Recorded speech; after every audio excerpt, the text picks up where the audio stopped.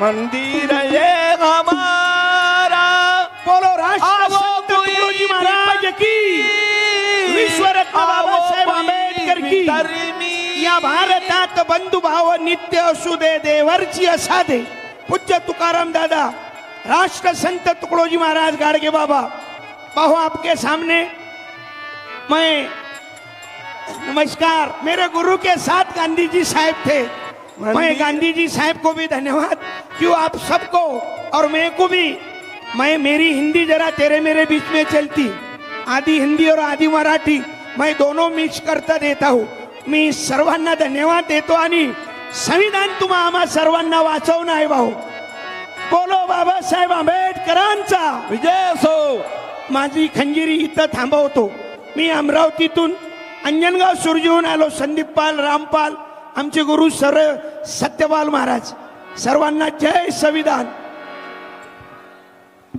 बहुत बहुत धन्यवाद संदीप जी। राहुल जी मैदान में।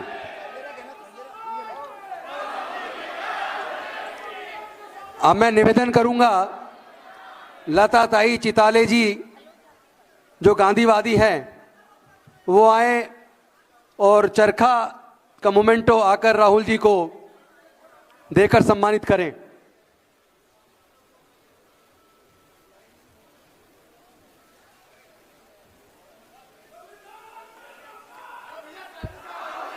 अज्जी बहनें जो हमारी आई हुई हैं, माताएं अज्जी ऑरेंज की टोकरी के साथ आएं और राहुल जी का सम्मान करें।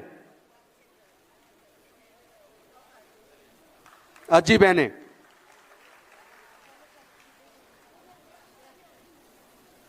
महिलाओं के सम्मान में राहुल जी मैदान में।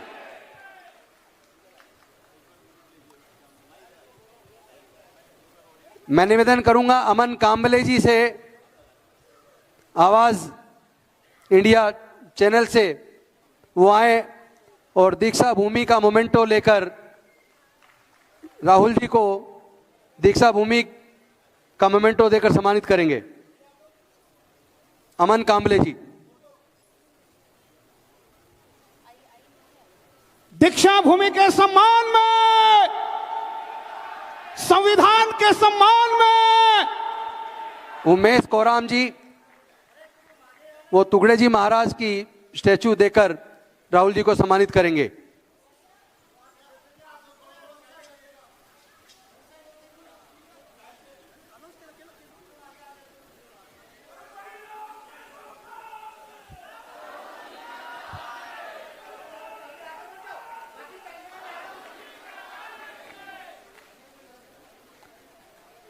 अब आयोजन समिति के सदस्य अशोक भारती जी, सुभाषिनी यादव जी, उमेश कोराम जी, रश्मि पुरानिक जी आएंगे और राहुल जी को पुष्पगुच्छ देकर सम्मानित करेंगे।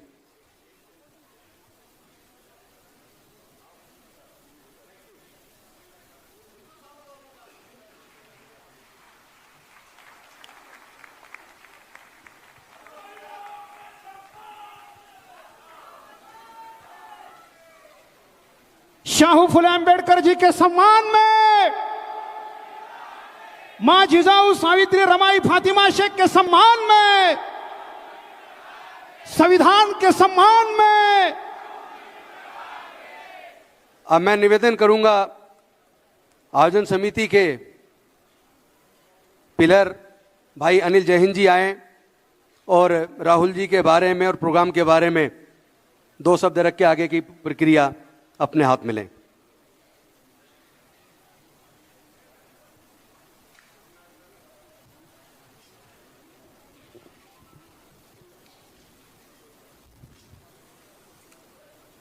हमारे देश के गरीबों, कमजोरों, दलितों, पिछड़ों, आदिवासियों, महिलाओं, बेजुबानों की जुबान और पूरे देश में सामाजिक न्याय की लड़ाई को लड़ते हुए हमारे न्याय योद्धा राहुल गांधी जी,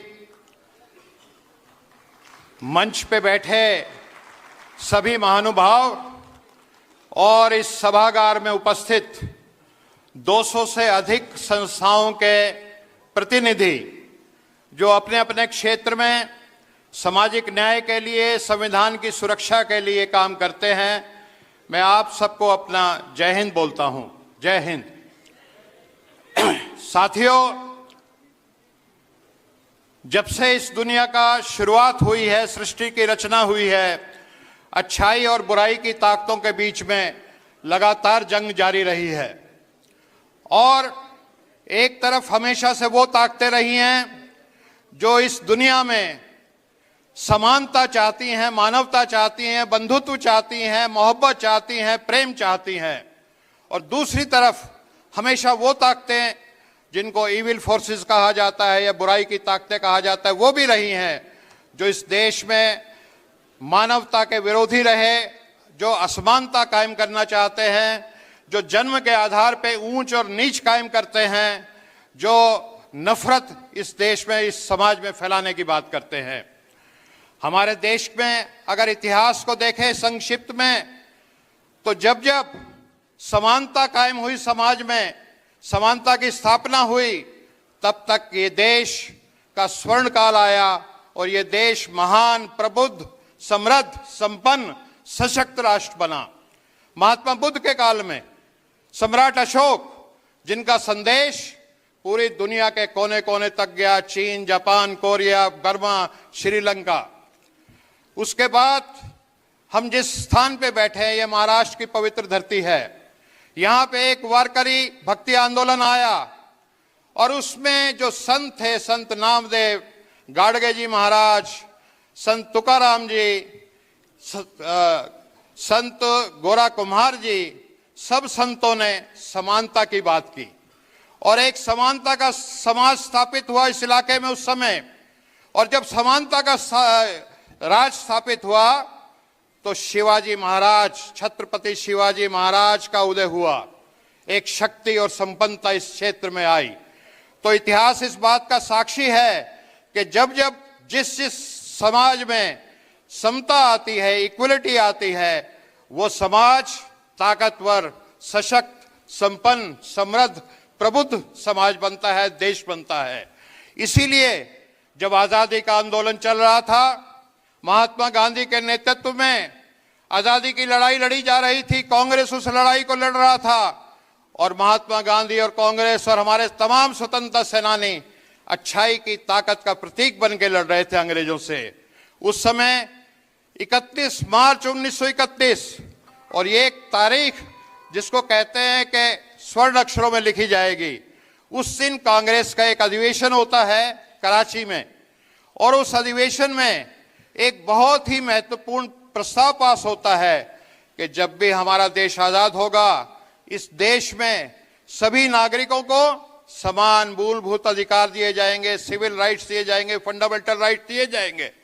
चाहे वो किसी भी जाति का नागरिक हो, ऊंच नीच नहीं की जाएगी, चाहे वो किसी भी धर्म का हो, किसी भी क्षेत्र का हो, निर्धन हो, धनवान हो, निरक्षर हो, साक्षर हो, सबको बराबर का वोट का अधिकार दिया जाएगा और सब मिलकर के लोकतंत्र के द्वारा ये तय करेंगे कि इस देश में कौन शासन करेगा।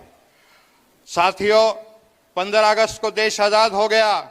हमारे देश के जो बड़े नेता थे, महात्मा गांधी, पंडित जवाहरलाल नेहरू, मौलाना आजाद, सरदार पटेल, बाबू जगजीवन राम, सब मिलकर के एक बैठक करते हैं कि अब जो प्रस्ताव हमने 31 मार्च 1931 को पास किया था, अगर उसको धरती पे उतारना है, उसको साकार करना है, तो ये जिम्मेवारी किस व्यक्ति को सौंपी जाए।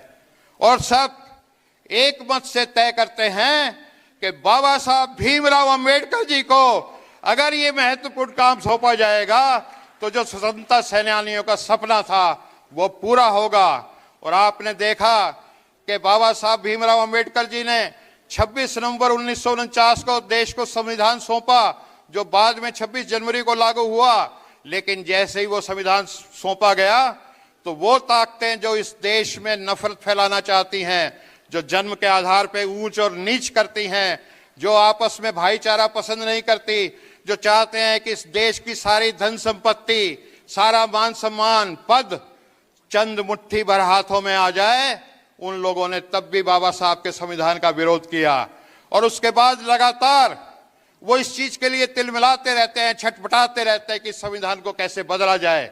और अभी हमने देखा पिछले लोकसभा चुनाव में कि उन्होंने एक बात कही कि 400 की सीट आ जाएंगी तो हम संविधान को बदल के रख देंगे। लेकिन मैं बधाई देना चाहता हूं अपने देश में लोकतंत्र में विश्वास करने वाले सभी बुद्धिजीवियों को, सभी नागरिकों को, इस देश के दलितों को, पिछड़ों को, आदिवासियों को, कि उन्होंने उनकी मंशा को समझ लिया और उनके सपने को चकनाचूर कर दिया।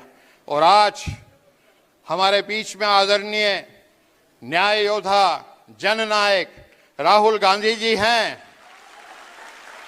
और संविधान की लड़ाई के लिए, सामाजिक न्याय की लड़ाई के लिए, जाति जनगणना की लड़ाई के लिए, आरक्षण की सीमा 50% की तोड़ दी जाए, आगे बढ़े, इस लड़ाई के लिए अगर कोई शख्सियत आज इस देश में सबसे ज्यादा और सबसे बहादुरी से काम कर रहा है तो उस व्यक्ति का नाम, उस शख्स का नाम अगर आप बताएंगे राहुल गांधी, तो अब मैं आपके और उनके बीच में दीवार न बनते हुए मैं उनसे अनुरोध करूंगा, निवेदन करूंगा कि वो आएं और अपने उद्बोधन से हमें आलोकित और प्रबुद्ध करें। आदरणीय राहुल गांधी जी।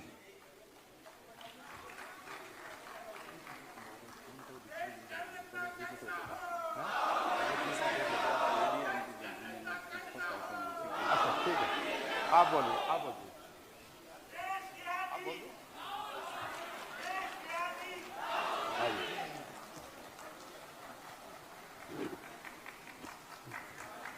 सभी को नमस्कार। आदरणीय राहुल गांधी जी, और आज का जो वह है कि संविधान सम्मेलन, हम भारत के लोग, तो हम भारत के लोग हैं तो क्या कम है, सब हम, तो हम भारत के लोगों का कि हम इस बैठे हुए लोग और देश के लोग हम मानव बनना चाहते हैं।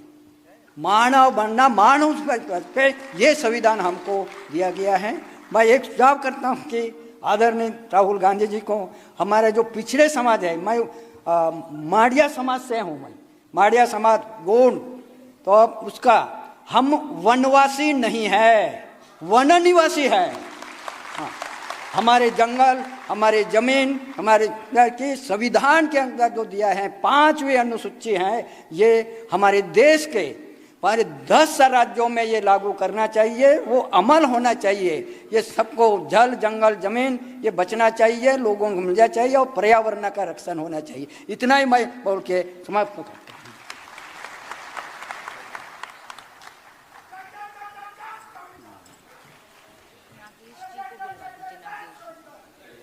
मैं नागेश चौधरी जी से निवेदन करूंगा कि वो भी 2 मिनट के अंदर अपनी बात रखें।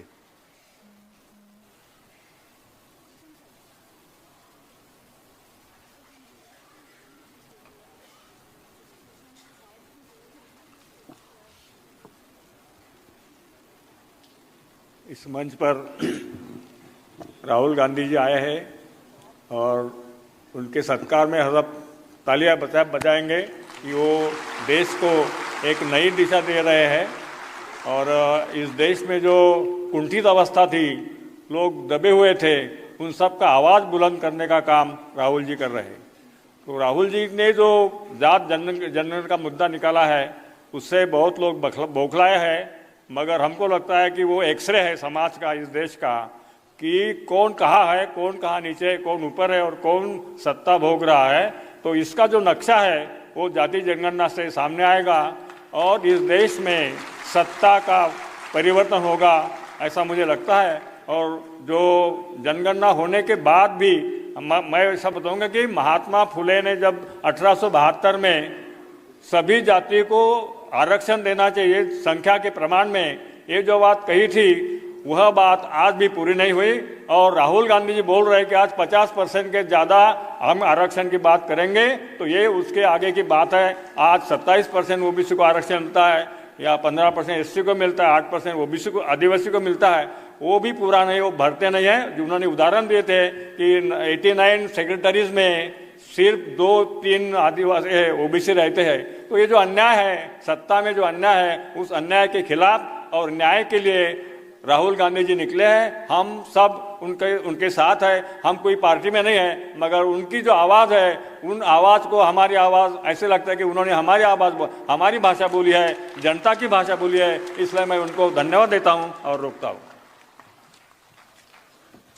डॉक्टर विश्वभर चौधरी जी आए, वो भी 2 मिनट में रखें। आदरणीय राहुल जी और इस सभागृह में उपस्थित बंधु भगिनी, हम ज़्यादा बात नहीं करने वाले, 2 मिनट में ही ख़त्म करेंगे। लेकिन निर्भय बनो राहुल जी, हमने मुहिम चलाई महाराष्ट्र में और 75 रैलीज की बहुत बड़ी, नागपुर में भी बहुत बड़ी रैली हो गई। हम आपके साथ हैं, वो तो हम बताना ही चाहते हैं। और हम उनके खिलाफ है जो आज हमको राष्ट्रवाद सिखा रहे हैं। आज हमको राष्ट्रवाद वो सिखा रहे हैं जिन्होंने राष्ट्रपिता को मारा, राष्ट्रध्वज को नकारा और राष्ट्रगीत को भी नकारा। ऐसे लोगों से हम राष्ट्रवाद सुनना नहीं चाहते। इसलिए राहुल जी हम आपके साथ हैं। निर्भय बनो हमारे आंदोलन का नाम है, लेकिन भारत को निर्भय राहुल जी ही बना रहे हैं, यह मैं बात बिल्कुल स्पष्ट रूप से करना चाहता हूँ। बहुत बहुत शुक्रिया। आगे भी लोग हैं, मैं ज़्यादा समय नहीं लूँगा। धन्यवाद। मैं निवेदन करूंगा लताताई चिताली जी से, वो भी 2 मिनट में अपनी बात रखें।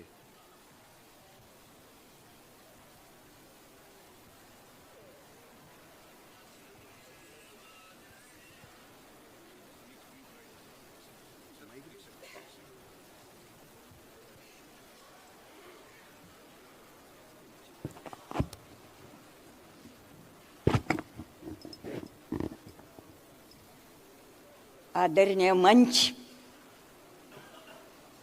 अपने सबके हार्ट बीट राहुल गांधी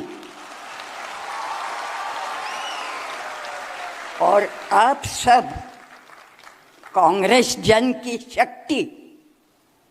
मेरे एक आंख में आंसू है, दूसरे आंख में हंसू है। मैं हंस रही हूं। आंख में आंसू आज मेरे देश की जो कॉन्स्टिट्यूशन है संकट में है और रोज उसकी चिंता रहती है, नींद नहीं आती। लेकिन दूसरे आंख में मेरे आज हंसू है, हास्य है। ये शक्ति मेरे राहुल के पीछे खड़े रहने वाली है। ये शक्ति राहुल के रूप में मैं जिस संस्कृति में पैदा हुई, मैं जिस संस्कृति में जी पूरे साल बापू के साथ रह चुकी हूँ। बापू का कंधे पे हाथ है, नेहरू जी के संस्कार है और आज 95 इयर्स ओल्ड एजुकेटेड लेडी कह रही है राज्य शास्त्र की एमए हूं। जो संस्कृति का सपना देखा था अंग्रेजों के 150 साल में, जो संस्कृति गुलामगिरी में थी, उसके बाद कैसी संस्कृति आएगी उसका सपना देखा था। लेकिन धार्मिकता ने वो सपना पूरा किया नहीं है। मुझे आपसे राहुल के लीडरशिप में मैं आशा करती हूँ कि वो जो संस्कृति है उसका धर्म ग्रंथ हमारे राज्य घटना है और ये राज्य घटना जो है करोड़ों करोड़ों 100 साल के लोगों की शक्ति का ग्रंथ है। हमारे लिए, मेरे लिए स्वर्ग में वही ग्रंथ मैं ले जाने वाली हूँ। उसका संरक्षण इसके लीडरशिप में यानी कांग्रेस के नियमों में आप लोग करोगे। मेरे को एक ही आवाज में करो कि अम्मा तू जाने के लिए सुख से जा, हम साथ में है। कहो, हम साथ, कहो एक हाथ। और ये शक्ति पैदा करने का जो स्विच है, बटन है, वह है बाबा बापू अमर रहे। बाबा यानी डॉक्टर बाबा साहेब अम्बेडकर बापू यानी महात्मा गांधी मैं 3 बार कहूंगी, और रात को आपके इस व्यक्ति का दर्शन करके ईश्वर को कहूंगी मेरे को ले जा।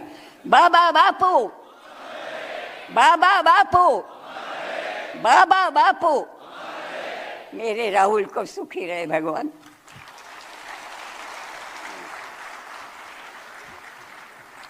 बहुत बहुत धन्यवाद।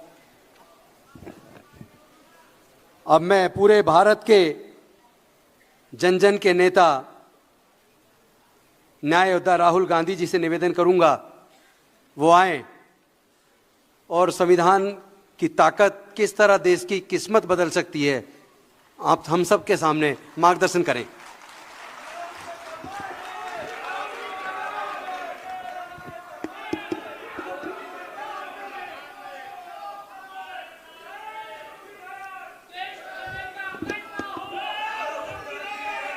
संविधान के सम्मान में, संविधान के सम्मान में, संविधान के सम्मान में।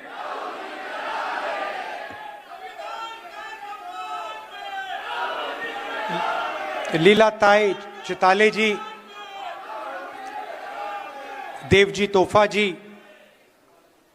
अनिल जैहिंद जी, डॉक्टर चौधरी जी, एडवोकेट असीम सरोटे जी, नगेश चौधरी जी, श्री फिरदौस मिश्रा जी, अशोक राय भाटवकर जी, उमेश कोरम जी और सिविल सोसाइटी के हमारे सारे के सारे मेंबर्स, आपका मैं यहाँ स्वागत करता हूँ। नमस्कार, कैसे हैं आप? ठीक है।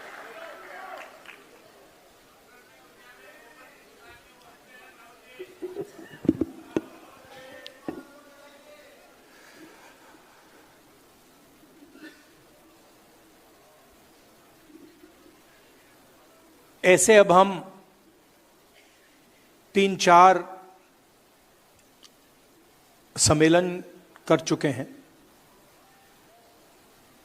आपने आज डिस्कशन किया होगा, आपने अपने विचार रखे होंगे। अच्छा डिस्कशन होता है, एक प्रकार से क्लैरिटी और डायरेक्शन मिलती है। अभी आपने अंबेडकर जी और गांधी जी की बात की, और हर सम्मेलन में अंबेडकर जी की बात होती है, गांधी जी की बात होती है, शिवाजी महाराज, महात्मा फूले जी, सावित्री फूले जी, संत तुकाराम जी, बहुत सारे नाम हैं, साहू महाराज जी, बिरसा मुंडा जी, अंबेडकर जी, गांधी जी। उसमें बुद्ध भगवान का नाम जोड़ा जाता है, बसवना, नारायण गुरु। हर प्रदेश में आपको ऐसे 2-3 नाम मिलेंगे।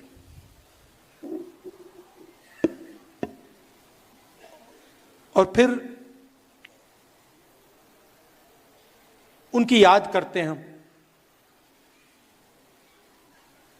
गांधी जी अमर रहें, अंबेडकर जी अमर रहें,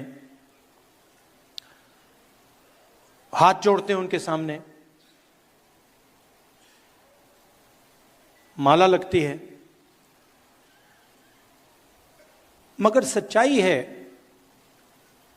कि जब हम अंबेडकर जी की बात कर रहे हैं, गांधी जी की बात कर रहे हैं, तो हम एक व्यक्ति की बात नहीं कर रहे।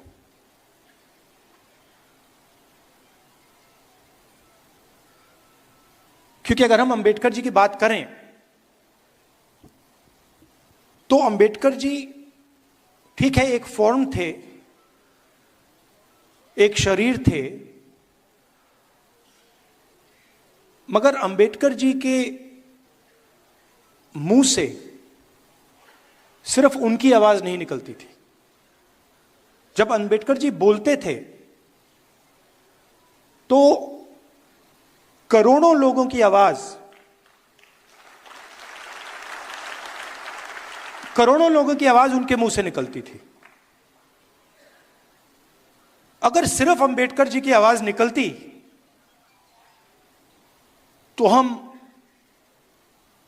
उनका याद नहीं करते। हम उनका याद इसलिए करते हैं क्योंकि जब अंबेडकर जी बोलते थे तो दूसरों का जो दुख था, दूसरों का जो दर्द था, वो उनके मुंह से निकलता था। मैंने उनकी किताबें पढ़ी हैं, चाहे एनालिसिस ऑफ सेल्फ हो, चाहे एनालिसिस ऑफ कास्ट हो, बुद्धिज्म पे काफी पढ़ा है। और जब आप अंबेडकर जी को पढ़ेंगे तो दिखता है कि यह व्यक्ति अपनी बात नहीं कर रहा है, यह व्यक्ति दूसरों की बात कर रहा है। और इस व्यक्ति के अंदर, जो हर नेता के अंदर लड़ाई होती है,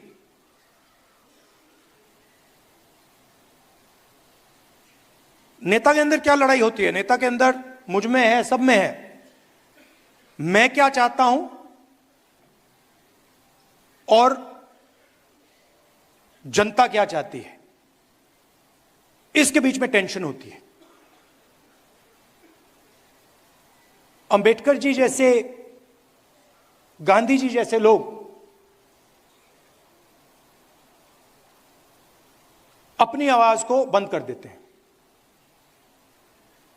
और उनके मुंह से अपना दुख, अपना दर्द नहीं निकलता है।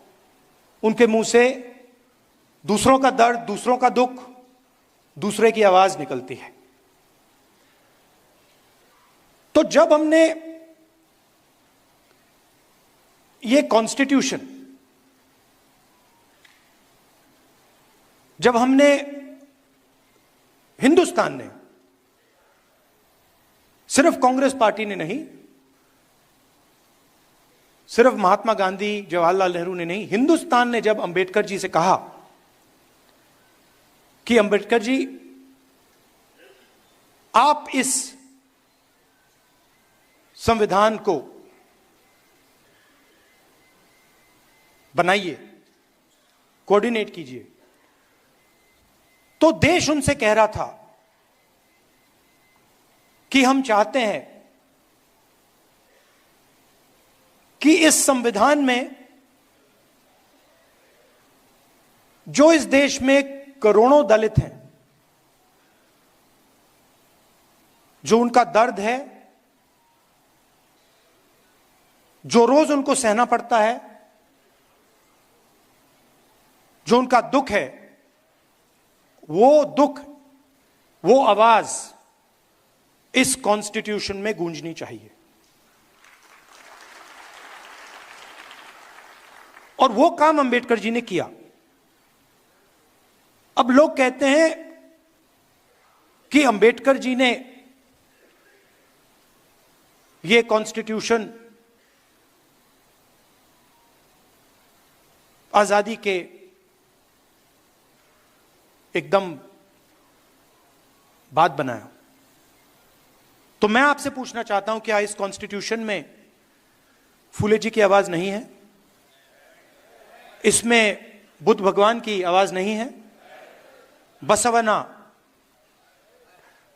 फूले जी, सावित्री फूले जी, इन सब की आवाज नहीं है? तो ये जो है, जिसकी आज हम रक्षा कर रहे हैं, ये हजारों साल पुरानी किताब है। इसके अंदर जो सोच है, ये एक, हम कह सकते हैं कि ये मॉडर्न वर्जन है, 20th सेंचुरी का वर्जन है,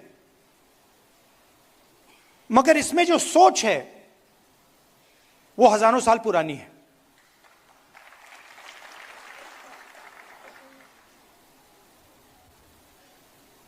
जो इसमें कहा जा रहा है वही बुद्ध भगवान ने कहा, वही अशोक ने कहा, वही इन सब महापुरुषों ने कहा, वही अंबेडकर जी ने कहा, वही गांधी जी ने कहा। और इसके पीछे हिंदुस्तान का एक विजन है। यह सिर्फ एक किताब नहीं है, यह एक जीने का तरीका है, मरने का तरीका है कि अगर हम जिएंगे, देश में जिएंगे, तो एक दूसरे का आदर करेंगे, रिस्पेक्ट करेंगे, और जितनी जगह हम चाहते हैं उतनी ही जगह हम दूसरे को देने के लिए तैयार होंगे। इसमें कहीं नहीं लिखा कि एक व्यक्ति हिंदुस्तान की पूरा धन, हिंदुस्तान की पूरी शक्ति, हिंदुस्तान का भविष्य छीन सकता है। इसमें लिखा है कि समानता होनी चाहिए, वन मैन वन वोट होना चाहिए, सबका आदर होना चाहिए, हर धर्म का आदर होना चाहिए, हर जात का, हर प्रदेश का, हर भाषा का आदर होना चाहिए। तो जब आरएसएस के लोग, बीजेपी के लोग इस पर आक्रमण करते हैं तो सिर्फ इस किताब पर नहीं कर रहे हैं आक्रमण, वो हिंदुस्तान की आवाज पर आक्रमण कर रहे हैं। कॉन्स्टिट्यूशन से हमारे इंस्टीट्यूशंस बनते हैं, सरकार के अलग अलग संस्थाएं बनती हैं, इलेक्शन कमीशन बनता है। अगर कॉन्स्टिट्यूशन नहीं होता, ये नहीं होता, तो इलेक्शन कमीशन नहीं होता। राजाओं महाराजाओं के पास इलेक्शन कमीशन नहीं होता था।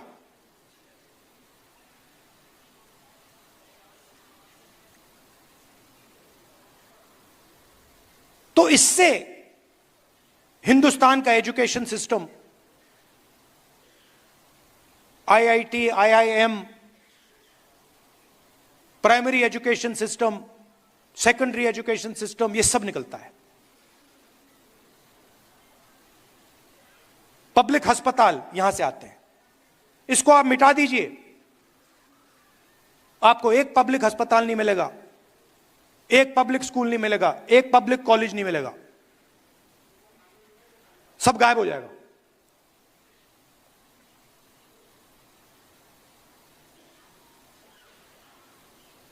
और आरएसएस एक के बाद एक, आरएसएस इस पे सीधा आक्रमण नहीं कर सकती है, डरते हैं। अगर सामने से इसके साथ लड़ गए, वो 5 मिनट में हार जाएंगे।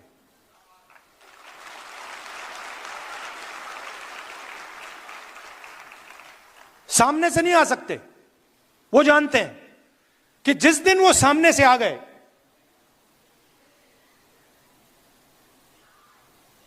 उसी दिन कहानी खत्म हो जाएगी। तो छुप के आते हैं, अलग अलग शब्दों के पीछे छुप के आते हैं। विकास, प्रगति, इकोनॉमी, अलग अलग शब्दों के पीछे छुप के आते हैं, मगर लक्ष्य पीछे से इसमें छुरा मारने का है। अच्छा, दम होता तो आगे से आते, दम होता तो कहते भाई आ रहे हैं, और हम भी कहते भैया आ जाओ।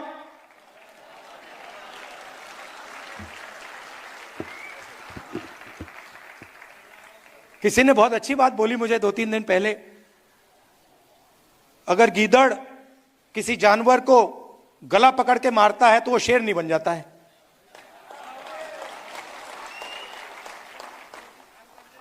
तो सामने से नहीं आते, पीछे से आते हैं, छुप छुप के आते हैं। शिशु मंदिर के पीछे छुपकर, एकलव्य स्कूल के पीछे छुपकर। सच्चाई है, मैंने अभी देखी, बड़ी सी बिल्डिंग है,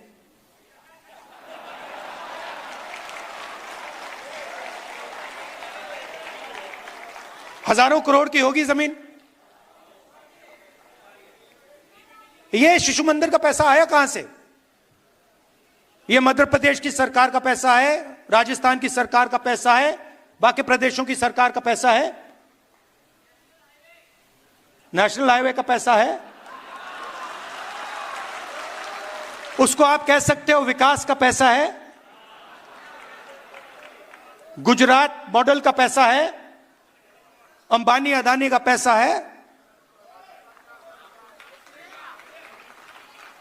तो बीच में राहुल गांधी की आवाज नहीं, बीच में से एक और आवाज निकली।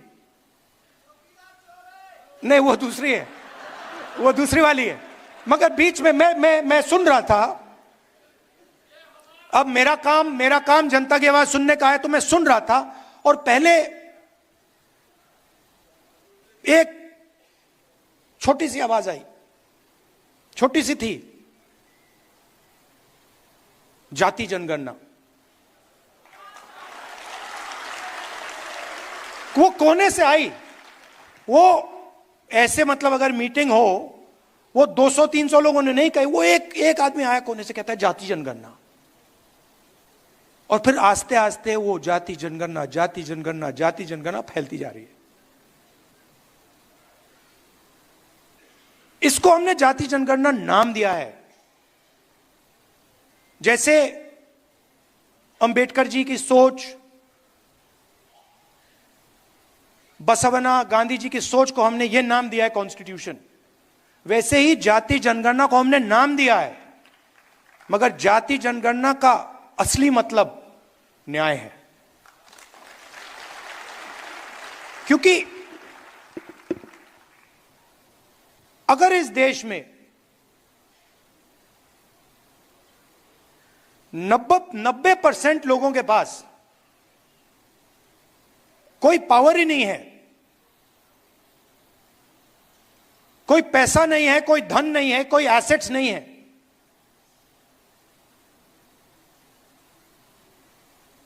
तो उनका क्या मतलब है? आपने कहा,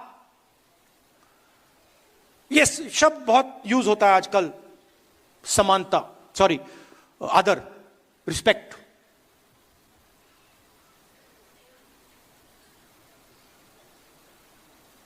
मेरी सोच है कि बिना पावर की, बिना धन के रिस्पेक्ट का क्या मतलब है?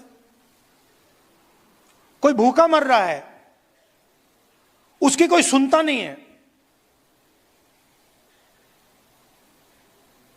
24 घंटा दुखी रहता है, और मैं जाके उस पर माला लगा दूं को, भैया मैं आपकी इज्जत करता हूं, उसका क्या मतलब?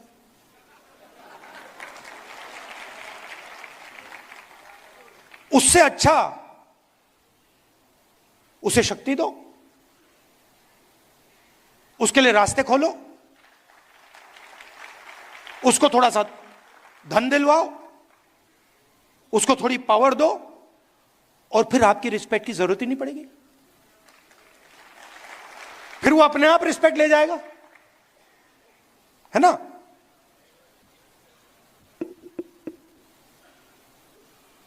तो मैं चाहता हूं कि ये जो सबसे बड़ा सवाल हमारे सामने है,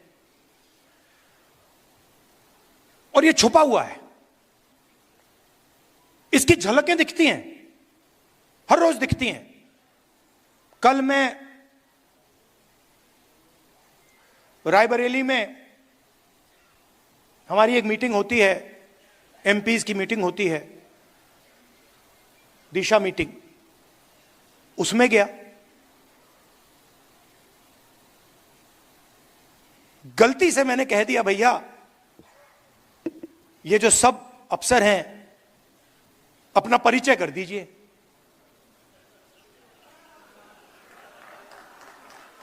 गलती से कह दिया मैंने। अब परिचय शुरू हुआ, उसमें मुझे एक दलित नाम ना सुनाई दे, एक ओबीसी नाम ना सुनाई दे।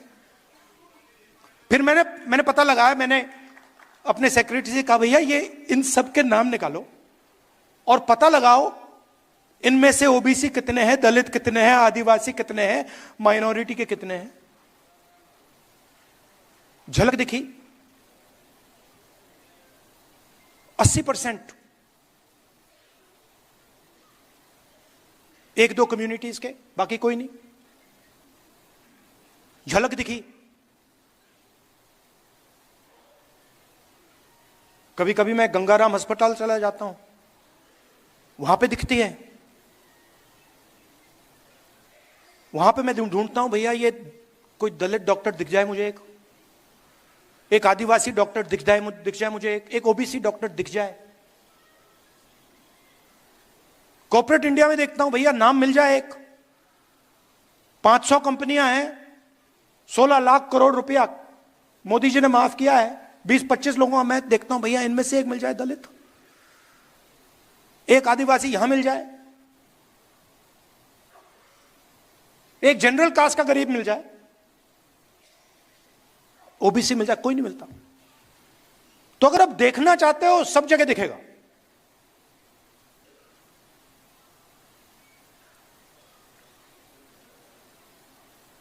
जुडिशरी में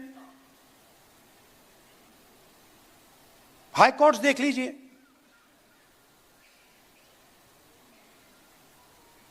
बड़े बड़े अफसरों को देखिए, 90% हिंदुस्तान उसमें आपको दिखेगा ही नहीं। और आजकल तो मैं मतलब डेटा का टाइम है, मैं तो निकालता रहता हूं। मेरे पास लिस्ट है, कभी मैं आपको दिखा दूंगा, चौंक जाओगे आप लोग, ये हो क्या रहा है।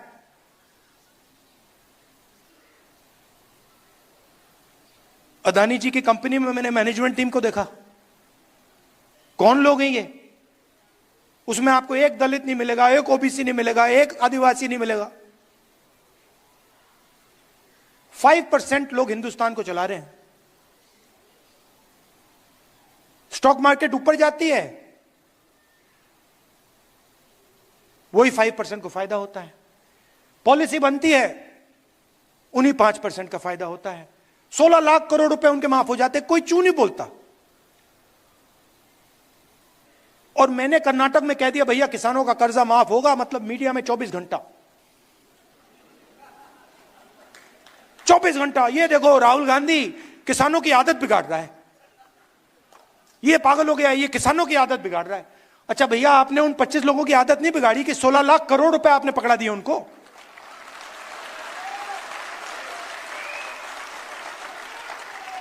तो जहां भी कोई 90% की बात करे, वो आदत बिगाड़ना है। अलग अलग शब्द यूज होते हैं। किसान अगर अपना बैंक लोन वापस ना दे, उसको लाठी मार के जेल में डाल देते हैं, कहते हैं डिफॉल्टर हो तुम, कहते हैं ना। और अदानी जी 1 लाख करोड़ रुपए वापस ना दे तो उसको क्या कहते हैं?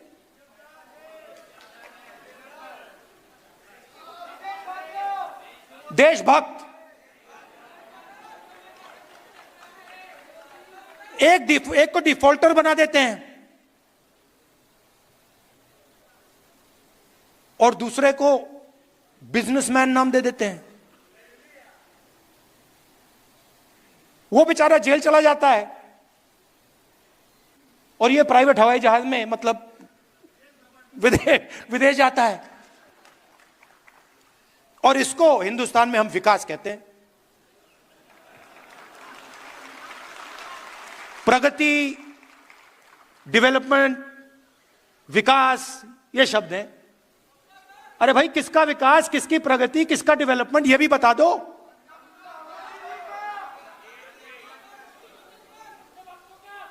तो इसीलिए ये जो छोटी सी आवाज निकली जाति जनगणना ने,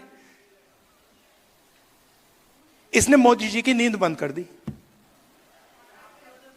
नहीं, मेरे वजह से नहीं हुआ भैया, मैंने जो आपको बोला, ये मेरा काम, मैं एम्पलीफायर हूं।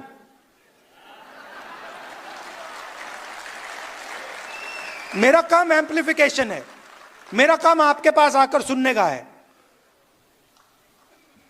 मेरा काम, जो मेरा लक्ष्य है ना, उसको खत्म करने का, उसको मानने का है। जो मेरे अंदर लक्ष्य है कि भैया मुझे ये चाहिए, मुझे वो चाहिए, मुझे वो चाहिए, उसको मारने का है। मैं हर रोज सुबह उठकर उसको मारता हूं। और मेरा काम आपकी आवाज, जो हिंदुस्तान के गरीब लोग हैं उनकी आवाज सुनने का है। ये मुझ में कोई कंफ्यूजन नहीं है। तो ये आवाज निकली छोटी सी, पहले कहती है भैया जाति जनगणना, मैंने सुना, फिर थोड़ी फैली, फिर और फैली, और फिर उसके बाद मैं देख रहा था मोदी जी का चेहरा बदलने लग गया। ये क्या हो रहा है? देश की जनता न्याय कैसे मांग रही है? जाति जनगणना से सब कुछ साफ हो जाएगा। हिंदुस्तान के हर गरीब व्यक्ति को, चाहे वो जनरल कास्ट का हो, दलित हो, आदिवासी हो, पिछड़े वर्ग का हो, माइनॉरिटी हो, महिला हो, जो भी, सबको पता लग जाएगा कि इस देश में हमारे हाथ में कितनी पावर है, हमारे हाथ में कितना धन है, मतलब हमारा क्या रोल है। और मैं गारंटी देके कह रहा हूं कि जब हम हिंदुस्तान के एसेट्स को देखेंगे, हिंदुस्तान की पूंजी को देखेंगे, उसमें आपको दिखेगा कि वहां पे ना कोई दलित है, ना कोई आदिवासी है, ना कोई पिछड़ा है।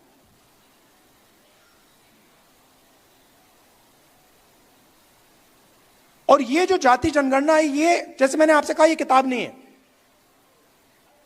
ये जीने का तरीका है, ये फिलॉसफी ऑफ लाइफ है। वैसे ही जाति जनगणना एक डेवलपमेंट का पैराडाइम है, एक डेवलपमेंट का तरीका है। कुछ दिन पहले एक दुनिया में एक बहुत बड़ा इकोनॉमिस्ट है, नाम नहीं लूंगा, वो इनइक्वालिटी पे काम करता है। तो मेरी उसके साथ बात हुई, मैंने उससे पूछा, वो प्रेजेंटेशन दिया उसने मुझे, और उसने मुझे कहा, राहुल, हिंदुस्तान दुनिया में सबसे अनइक्वल देशों में है। और फिर मैंने उनसे कहा, भैया आप एक बात बताइए, आपने हिंदुस्तान की एनालिसिस कर दी, आपने प्रेजेंटेशन दे दिया मुझे, मगर इस पूरे प्रेजेंटेशन में आपने एक बार जात शब्द का प्रयोग नहीं किया। मतलब जो इनइक्वालिटी का सोर्स है, जहां से इनइक्वालिटी निकल रही है, उसकी तो आपने चर्चा ही नहीं की।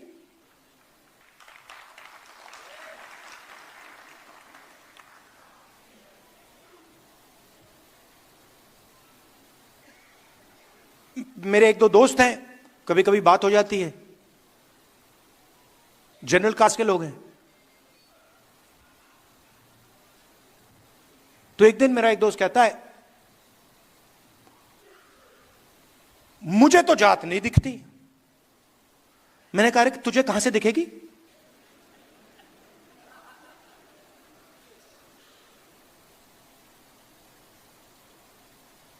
जात नहीं है क्योंकि मुझे नहीं दिखती। आपको नहीं दिखेगी वो। अगर आप उसको देखना चाहते हो तो आपको ढूंढना पड़ेगा, मगर दलित को नहीं ढूंढनी पड़ेगी। दलित को रोज दिखती है, पिछड़ों को रोज दिखती है, आदिवासियों को रोज दिखती है, महिलाओं को भी दिखती है। तो जाति जनगणना से क्लैरिटी आ जाएगी, नया पैराडाइम बनेगा। और इसीलिए बीजेपी के लोग, आरएसएस के लोग, मैं आपको बता रहा हूं, अभी वहां पे डिस्कशन चल रहा है जाति जनगणना के बारे में। बड़ी मीटिंग चल रही है, क्या पोजीशन लें, क्या कहना चाहिए। मैं कहना चाहता हूं, कुछ भी कर लो, जाति जनगणना होने वाला है। आपको जो डिस्कशन करने हैं, मीडिया में जो लिखवाना है लिखवा लो। हिंदुस्तान की जनता ने निर्णय ले लिया है, जाति जनगणना होगा, और ये 50% वाली जो आपने बना रखी है दीवार, इसको तोड़ा जाएगा।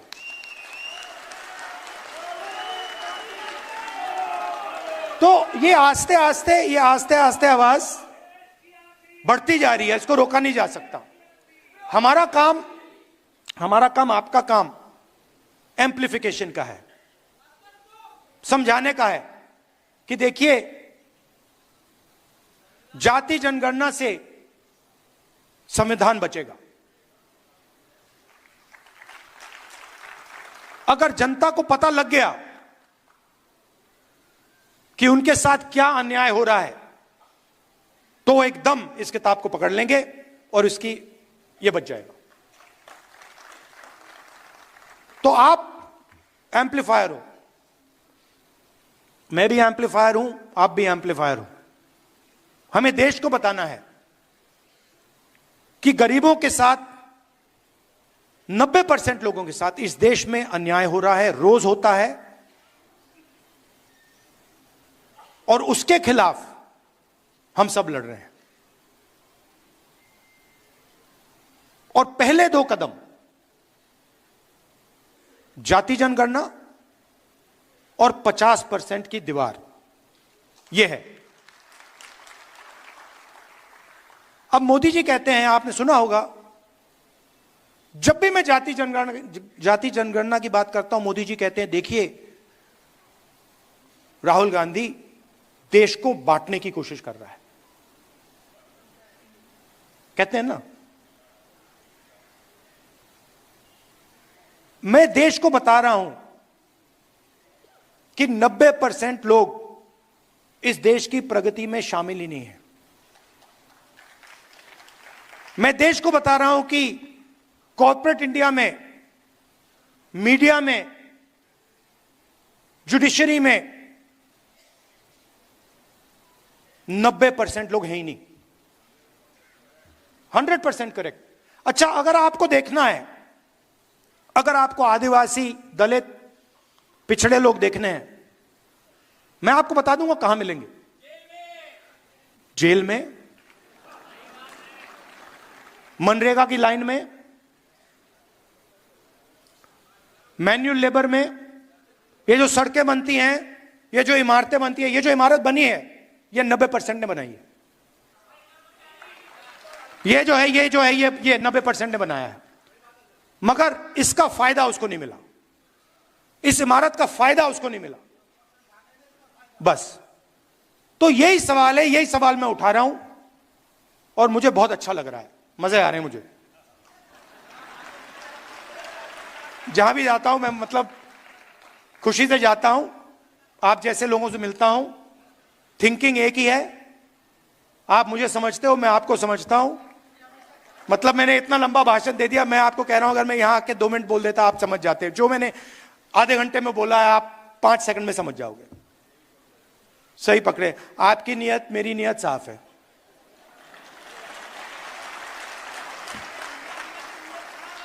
तो एक टीम जैसे काम करना है और पहला लक्ष्य है जाति जनगणना और 50% वाली दीवार। जय संविधान। आप सबका बहुत बहुत धन्यवाद, बहुत प्यार, नमस्कार, जय हिंद। बहुत बहुत धन्यवाद। अब मैं निवेदन करूंगा अमन कांबले जी से वो आए और धन्यवाद भाषण रखें। 2 मिनट रुकिए।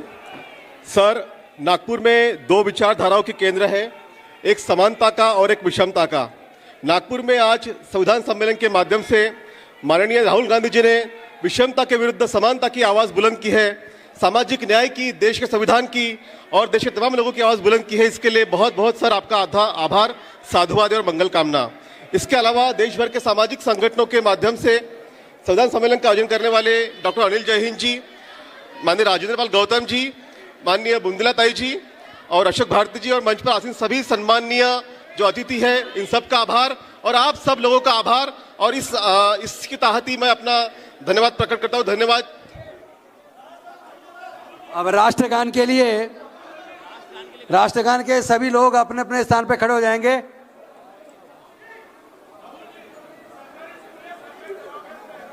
राष्ट्रगान के लिए मन अधिनायक जय हे भारत भाग्य विधाता। पंजाब सिंध गुजरात मराठा द्राविड उत्कल बंगा विंध्य हिमाचल यमुना गंगा उच्चल जलधि तरंगा तव शुभ नामे जागे तव शुभ आशीष मांगे गाहे तव जय गाथा जन गण मंगलदायक जय हे भारत भाग्य विधाता जय हे जय हे जय हे जय जय जय जय हे